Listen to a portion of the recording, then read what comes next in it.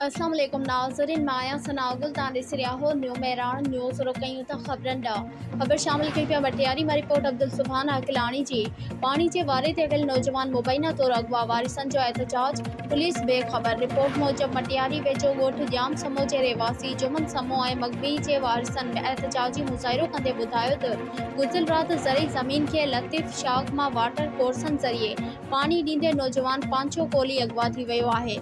पांचो कोली वारिसन जमींदार इल्जाम हणंदे चयो त असांजी कंहिंसां बि का दुश्मनी नाहे।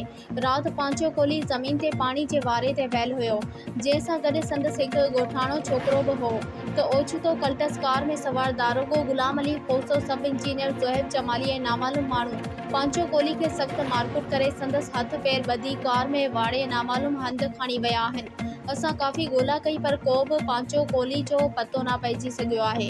जॾहिं त असां दारोगे गुलाम अली खोसो सां मिलियासीं त हिन ॿुधायो असां अवां जो छोकिरो पुलिस हवाले कयो आहे, जॾहिं त शाहपुर दरपुर पुलिस चवे थी त असांखे अवां जे छोकिरे बाबति का बि ॼाण नाहे।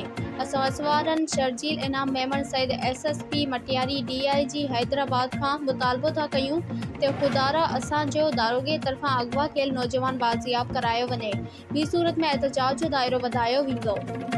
मुझे पानी के घुमरे दे वियो वाला किना अगवा करे खणी आन किरायत माण्हू हथियार में वठी आया, कुटे सटे खणी आन, हिकिड़ो हमरा लॻी वियो। उन असांखे ॿुधायो, असां वियासीं, ख़बर पए कोन थी अलाए किथे आहे। 2:30 बजे का यको गुम खणी आ यको गुम करे छॾियो आहे, अञा ताणी आयो कोन्हे, असांखे का ख़बर कोन्हे।